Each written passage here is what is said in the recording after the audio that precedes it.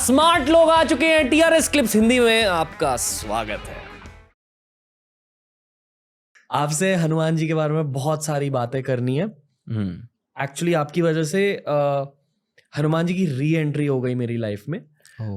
ये मैं बताऊंगा अगले राउंड के बाद, क्योंकि अब एक छोटा सा पॉज ले रहे हैं Ajio presents keep it casual के लिए।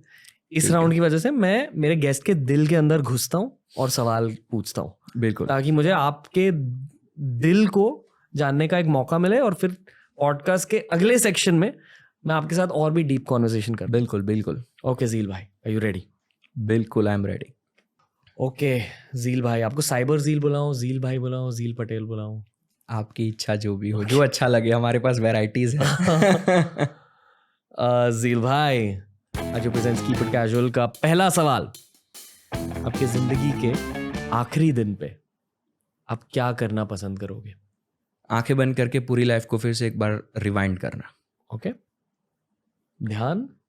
हाँ, मैं ये मानता हूँ कि अगर ज़रूरी नहीं है ना तो अपनी आंखें बंद ही रखो। अगर आज मैं ये मानता हूँ, मैं रियलिटी में लोगों को ये कहता हूँ कि अगर आप बैठे हो ऐसे ही और अगर कुछ नहीं है आपके आसपास तो मरने की कोशिश करो। थोड़ा सा अपने जीवन में कुछ समय के लिए मर जाओ। कुछ नहीं होगा, ये दुनिया भी बंद नहीं हो जाएगी, आपका कोई भी काम अटकने नहीं वाला है। थोड़ी देर के लिए मर जाओ। ये जब मैंने किया है, बहुत टाइम से मैं करता आ रहा हूँ और ये मुझे कहीं ना कहीं बहुत हेल्प करता है। तो मैं यही करूँगा। आखिरी दिन भी मैं मरने ही वाला हूँ, अब रियलिटी परमानेंटली मैं मर रहा हूँ, तो मैं अपनी पूरी लाइफ को एक बार रिवाइंड करने की कोशिश करूँगा। प्रैक्टिकली कैसे बिना मरे मरते? ये होता है योग निद्रा की हम बात करते रहते हैं, तो योग निद्रा को आजकल लोगों ने अलग समझ रखा है कि आप स्टोरी सुनते सुनते सो जाओ या गाने सुनते सुनते सो जाओ। हाँ, ये एक मॉडर्न टाइम का योग निद्रा सही है, लेकिन जो रियलिटी में योग निद्रा है ना, वो ऐसा नहीं है। रियलिटी में योग निद्रा का है कंप्लीट फीलिंग कि आप आंखें बंद करो और आप अपने अजनर चक्र से बाहर निकलने की कोशिश करो और बर्ड आई व्यू लो आपकी पूरी लाइफ का, आपकी पूरी बॉडी का। फिर धीरे धीरे आपके विशुद्धि चक्र से बाहर निकलने की कोशिश करो। ये योग निद्रा होता है। आंखें बंद करके ये फील करते करते आप अपने आप को पूरा देख सकते हो। अपने आप को ठीक करना है तो कर सकते हो। योग निद्रा जब एडवांस स्टेज पे पहुंच जाता है तो आप अपने शरीर में कोई अगर आपको घाव भी है ना तो आप उसे भी ठीक कर सकते हो। आपकी एनर्जी को बाहर निकाल कर you can heal your body. Wow, okay. I didn't know कि योग निद्रा के भी एडवांस्ड फॉर्म्स होते हैं। हाँ, ये मैं बहुत सारे लोगों को ये कहता रहता हूँ, क्योंकि आज योग निद्रा को लोगों ने थोड़ा सा मॉडर्न बना दिया और वो सही है, मैं मना नहीं कर रहा हूँ, क्योंकि आजकल मॉडर्न लोगों को थोड़ा इस प्रकार से ही देना पड़ेगा। लेकिन रियलिटी में जो योग निद्रा हमारे शास्त्रों में है ना, वो ऐसा नहीं है। कौन से शास्त्र में? अब वो आप हठ योग पढ़ते हैं या फिर अगर आप पतंजलि योग सूत्र पढ़ते हैं, इस प्रकार से आप अलग अलग शास्त्रों को पढ़ेंगे, उसमें हर एक थोड़ा थोड़ा वर्णन दिया जाता है कि योग निद्रा क्या है, तो उस प्रकार से आप समझ सकते हैं उसको। ओके, दूसरा सवाल, एक स्पिरिचुअल लेसन जिससे आप डरते हो। एक स्पिरिचुअल लेसन जिससे मैं डरता हूँ, देखो जो मैंने बताया आपको अभी कि जब आप अल्टीमेट कॉन्शियसनेस पे पहुंच जाते हो ना, तो आप आपके कर्म को फील कर सकते हो। और वो चीज़ से मुझे आज भी डर लगता है, क्योंकि कुछ ऐसी चीज़ें हैं हमारे पुरानी लाइफ टाइम्स की, या फिर कुछ ऐसी चीज़ें जो अननोइंगली हमने करी है, और जब हम ध्यान करते हैं और अगर हम उस पर मेडिटेट करने की कोशिश करते हैं ना, तो वो कहीं ना कहीं हमें अंदर से हिला देता है। यही चीज़ होती है जब आपकी मृत्यु होती है। महामृत्युंजय मंत्र में भी यही चीज़ का वर्णन किया गया है। जब आप मरने वाले होंगे तो आपके सामने आपकी पूरी लाइफ कुछ सेकंड्स में रिवाइंड हो जाती है, और आपने अगर अपने आप को ठीक से संभाला नहीं अपनी पूरी लाइफ में, तो आपको उस समय बड़ा अजीब फील होता है। तो ये मेरी लाइफ में स्पिरिचुअलिटी में मैं इतना आगे बढ़ा हूँ, लेकिन ये चीज़ से मुझे आज भी कहीं ना कहीं डर लगता है, and I am working towards it. Okay, डर इसलिए लगता है क्योंकि आपको सत्य को फेस करना होगा। हाँ, क्योंकि मैं कंप्लीट मॉन्क नहीं हूँ, मैं सन्यासी नहीं हूँ। मैंने अपनी लाइफ में बहुत सारी चीज़ें करी है, वो मेरे हाथ में नहीं है, वो हो गया। लेकिन अब आज जब मैं उसको साफ करने की कोशिश कर रहा हूँ, जब आज मैं उसको क्लियर करने की कोशिश कर रहा हूँ, तो वो बड़ा दर्द देता है हमें अपने आप। ओके, अगला सवाल, अगर इस जन्म में मुक्ति नहीं मिली तो अगले जन्म में आप कहाँ पैदा होना पसंद करोगे, एंड एज व्हाट? मैं बर्ड्स बनना पसंद करूँगा। क्यों? क्योंकि बर्ड्स एक ऐसा स्पीसीज है इस धरती के ऊपर जो जन्म से स्पिरिचुअल इंक्लाइंड होता है, उनका, एनिमल्स का भी होता है स्पिरिचुअलिटी, ठीक है। आप देखो हमारे कल्चर में जितने भी देवी देवता हैं उनके वाहनम है, सबके एनिमल्स हैं कुछ ना कुछ वाहन में, उसके पीछे भी बड़ा एक तांत्रिक पर्सपेक्टिव है। तो उसमें जो बर्ड्स है, रामायण में जटायु को दिखाया गया है, ठीक है। तो वो जब से पैदा होते हैं ना तब से they are built with energy, they are built with spirituality, उनकी स्पिरिचुअलिटी हमसे अलग होती है। तो वो चीज़ वो मैं बनना पसंद करूँगा क्योंकि हमारी लाइफ बर्ड्स बन के अच्छी होती है, राइट। हमें कोई चीज़ की परवाह नहीं होती है, वी आर फ्री, फ्रीडम होता है हमारे पास।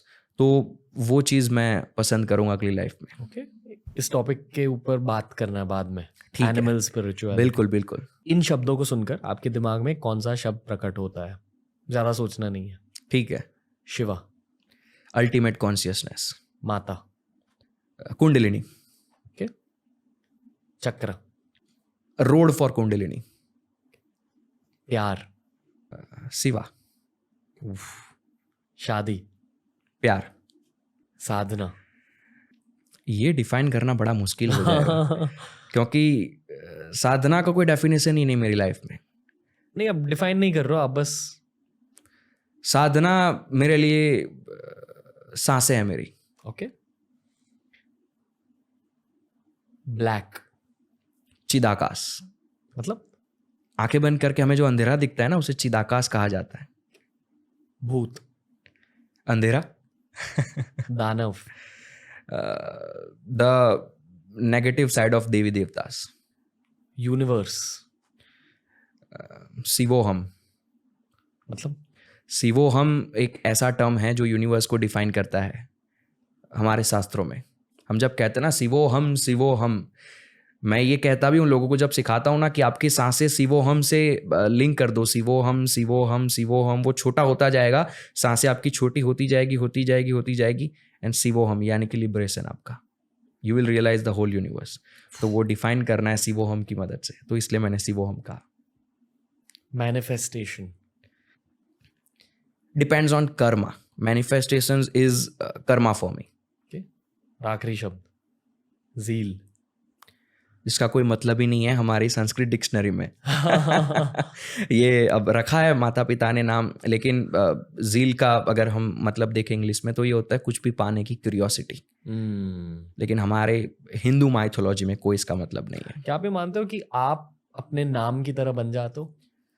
पहले नामकरण कैसे होता था? आपके तत्व वाइब्रेशन पे, तत्व यानी कि आप अपने 5 तत्वों से बने हैं, हम सब जानते हैं। तो उस तत्व के वाइब्रेशंस होते हैं आपके अंदर। अगर आपके अंदर वाटर वाइब्रेशंस ज़्यादा है तो आप इमोशनली वीक होते हैं। वाटर को इमोशंस के साथ मैच किया जाता है, कोरिलेट किया जाता है। तो पहले जब नामकरण होते थे ना तो लोग पंडित को बुलाते थे या फिर किसी स्पिरिचुअल इंसान को बुलाते थे और वो उस प्रकार से नामकरण करता था बुक्स में देखकर। तो वो एक तत्व वाइब्रेशन को देखकर नामकरण किया जाता है। जो भी आपके सामने बैठा ना नामकरण करने के लिए, वो पहले आपके तत्व को देखेगा कि आप किस प्रकार से, किस तत्व से वाइब्रेट ज़्यादा कर रहे हो, और उससे मिलता जुलता नाम आपको दिया जाता था।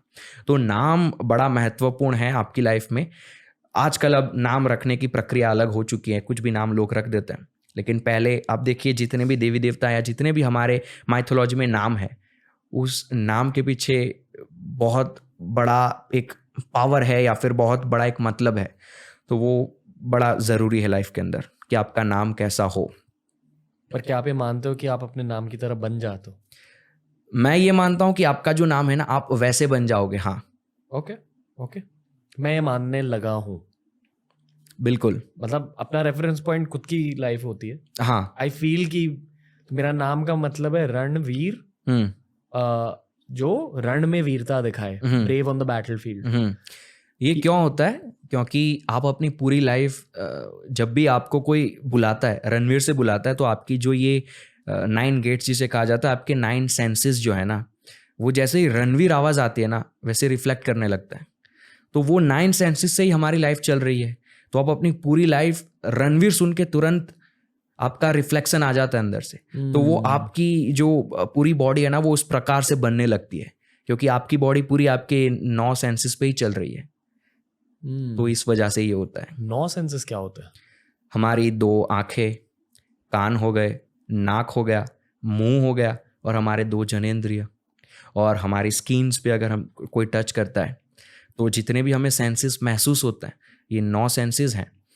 और अगर आज भी मुझे कोई पूछता है कि मेरे लिए स्पिरिचुअलिटी क्या है, तो ये 9 सेंसेस जिस प्रकार से काम करी, आंखें देख रही है, खुली रखने से आंखों को दिखता है, आंखें बंद करके अगर दिखने लगे स्पिरिचुअलिटी, कान बाहर की चीज़ें बंद करके अंदर का आवाज़ सुनने लगे स्पिरिचुअलिटी, मुंह में बाहर का कोई टेस्ट लेने से बढ़िया अंदर का, हमारे अंदर एक टेस्ट होता है, खिचड़ी मुद्रा अगर आपने कभी सुना हो तो वो आपको मीठा स्वाद देता है।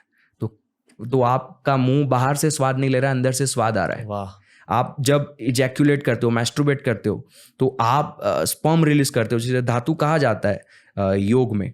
लेकिन जब आपकी कुंडलिनी राइज होती है तो आपके स्पाइनल कॉर्ड में वही सेम ऑर्गेजम होता है जो आपको मैस्ट्रुबेट करते समय होता है। तो वो आपके अंदर का ऑर्गेजम है, बाहर का नहीं है। तो जब आपकी सारी जो भी सेंसेस है वो बंद होकर अंदर से काम करने लगे, दैट्स स्पिरिचुअलिटी। मैंने एक्सपेक्ट नहीं किया था कि इतना ज़्यादा डीप हो जाएगा पॉडकास्ट, बट मैं जब भी मुझे कोई पूछता है ना स्पिरिचुअलिटी, तो मैं यही कहता हूँ, मेरे लिए यही स्पिरिचुअलिटी है। आप में honestly I feel infinite content है, क्योंकि आप इतनी ज़्यादा पढ़ाई कर रहे हो कॉन्स्टेंटली। हाँ, करेक्ट। हाँ, कॉन्स्टेंटली पढ़ाई कर रहे हो आप। पढ़ाई से मतलब ये नहीं है कि मैं बुक्स पढ़ता रहता हूँ।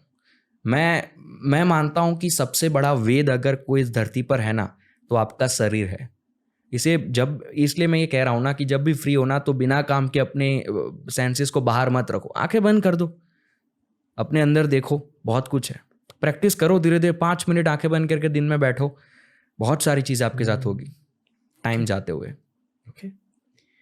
छठा सवाल।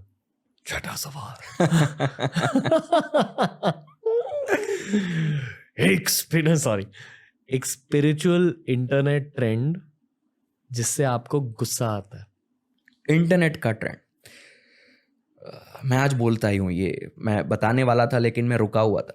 आजकल क्या है, जब ये शॉर्ट्स कंटेंट आ चुके हैं तो पीछे बैकग्राउंड म्यूजिक लगा देंगे, किसी ने कुछ बोल दिया तो आंखों से लेज़र निकलने लगते हैं, ऐसे एडिट कर देंगे, और पता नहीं क्या क्या। भगवान के फोटोज़ आजकल मैं देखता हूँ AI जनरेटेड फोटोज़ बना देते हैं भगवान के।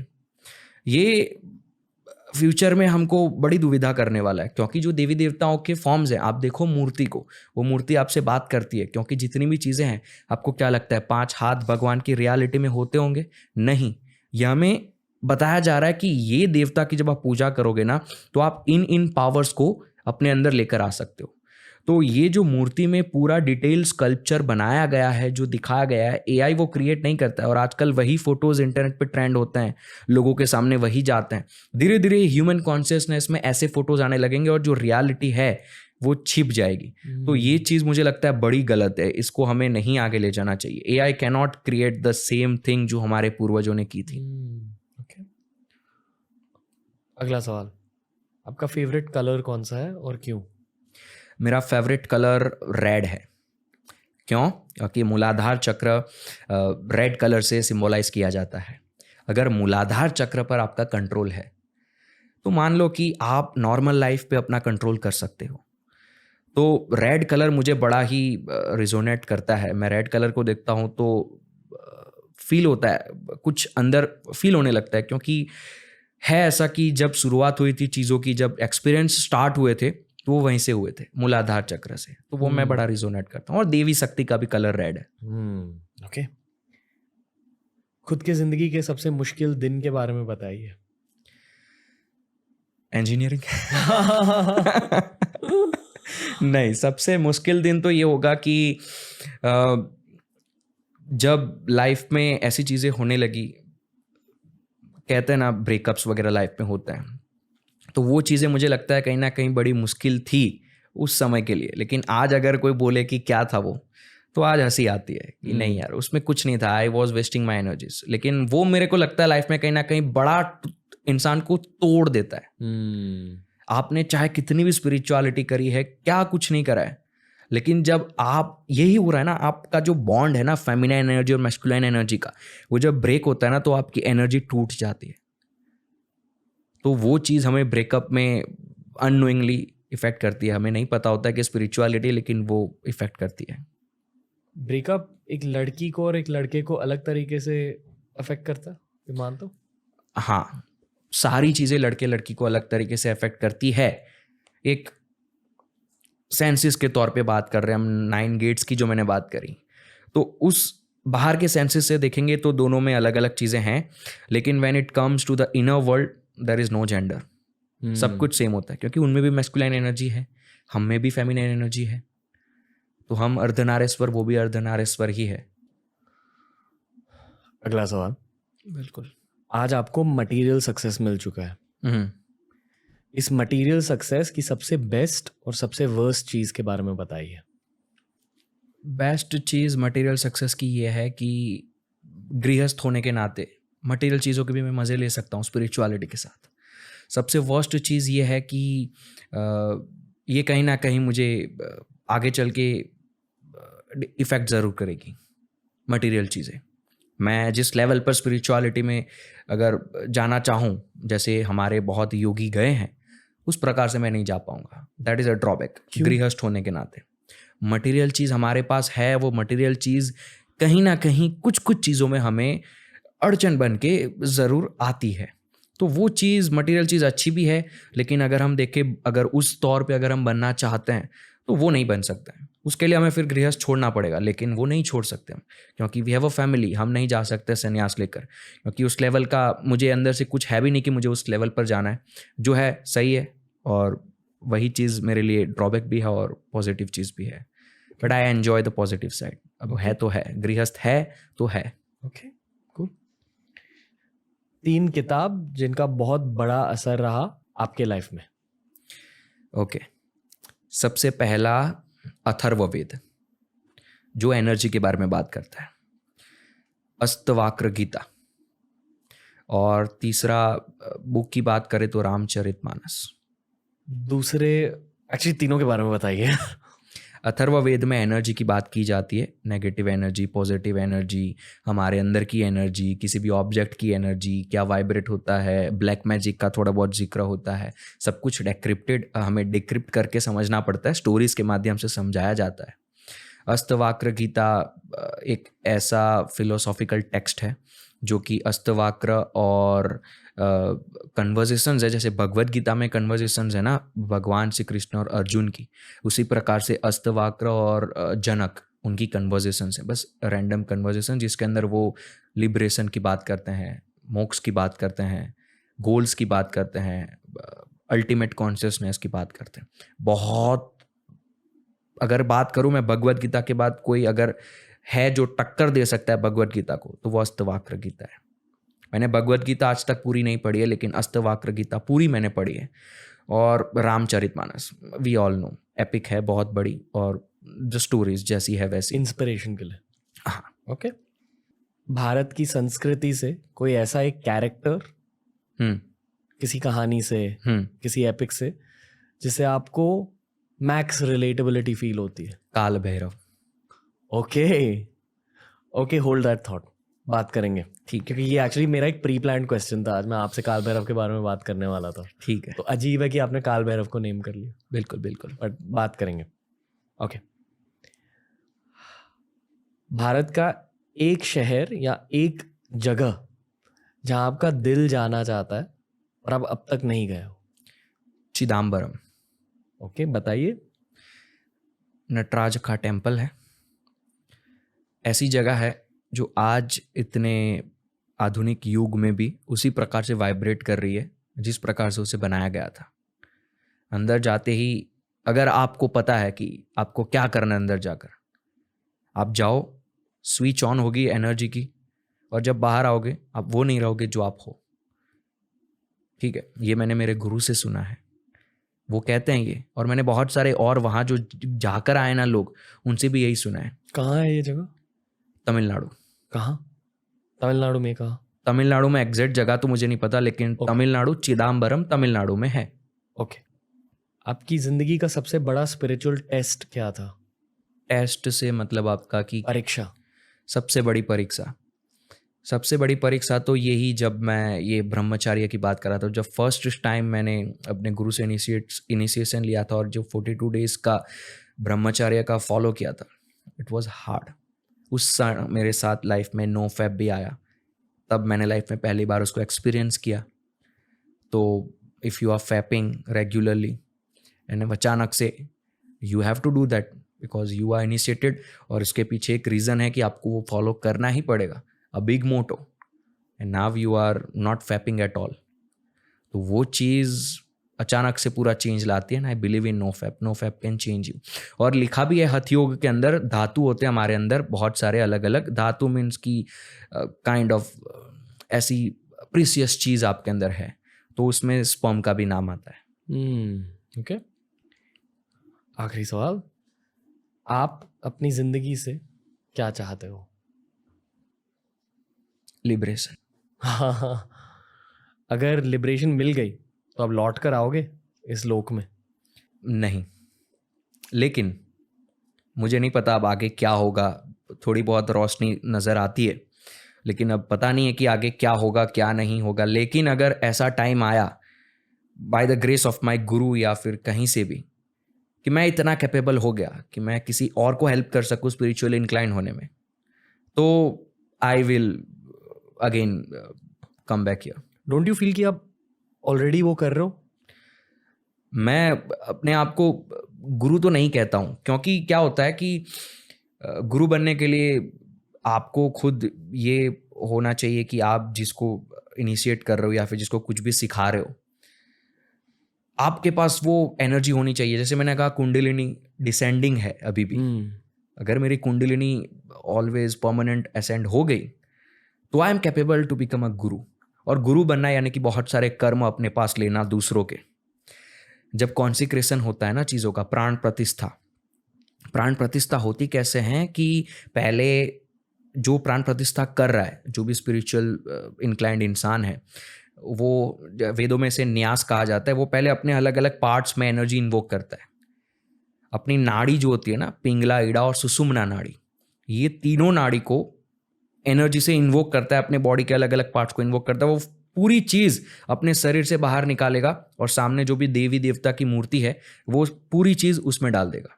मैंने देखा है मेरे आंखों से कॉन्सिक्रेशन, और सदगुरु का तो देखा ही है, लेकिन और भी मैंने बहुत सारे कॉन्सिक्रेशन देखे हैं।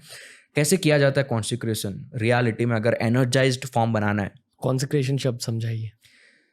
कोई भी चीज़ को अपनी एनर्जी की मदद से वाइब्रेट करवाना और परमानेंटली वो एनर्जी एमिट करते दूसरों को हेल्प करने के लिए। प्राण प्रतिष्ठा, किसी भी मंदिर में मूर्ति को रखा जाता है तो वो ऐसे ही नहीं रख दिया जाता। अगर रख दिया गया तो वो एक बस पत्थर है। मूर्ति को रखने से पहले नीचे यंत्र रखा जाता है और वो यंत्र को एनर्जाइज किया जाता है, और वो यंत्र की वजह से मूर्ति पूरी एनर्जाइज हो जाती है। और मूर्ति जब बनती है ना, अगर मैं बात करूँ शिवलिंग की या मैं बात करूँ ऐसी बड़ी मूर्तियों की जिसको प्राण प्रतिष्ठित किया जा रहा है लाइफ टाइम्स के लिए, तो उसके अंदर पूरी हमारी जो नाड़ी है, बीच में सुषुम्ना नाड़ी है, पिंगला ईड़ा जो है वो क्रॉस करती है, तो वो पूरा बनाया जाता है। बाम्बू से पूरी एक सुषुम्ना नाड़ी बनाई जाएगी, फिर थ्रेड से पूरा पिंगला ईड़ा जो है हमारी वो बनाई जाएगी। और वो मूर्ति कौन से चक्र से इन्वोक करनी है। ऐसा होता है कि आप अगर कोई मूर्ति इन्वोक कर रहे हैं तो उसमें बस आपको स्वादिष्ठाना चक्र और मणिपूर्ण चक्र ही एक्टिव करना है, तो दूसरा कोई आएगा उसके पास तो वो उसे वो 2 चक्र में हेल्प करेगा। तो वो जो पिंगला ईड़ा नाड़ी है वो ऐसे तो क्रॉस होती है बहुत बार, जहाँ जहाँ क्रॉस होती है वहाँ चक्र होता है, लेकिन अगर 2 ही चक्र इन्वोक करना है तो वो 2 ही जगह क्रॉस करवाई जाती है वो बाम्बू को, और वो पूरा स्ट्रक्चर इन्वोक करके उस मूर्ति के बीच में डाल दिया जाता है, एंड देन वो पूरी मूर्ति को कवर कर दिया जाता है, and that murti vibrates for lifetime. कुछ जगह पर यंत्र का इस्तेमाल किया जाता है, यंत्र नीचे रख दिया जाता है और वो यंत्र एमिट करता है एनर्जी। तो ये है प्राण प्रतिष्ठा। ओके झील भाई, अभी हम जाएंगे पॉडकास्ट के दूसरे सेक्शन में। बिल्कुल, यही था आज यूज कीप इट कैजुअल। दोस्तों अगर ये वीडियो अच्छा लगा तो डेफिनेटली हमारी प्लेलिस्ट देख लीजिए, ऐसे ही वीडियोस आपको वहां भी मिलेंगे, और डेफिनेटली TRS क्लिप्स हिंदी को सब्सक्राइब कीजिए।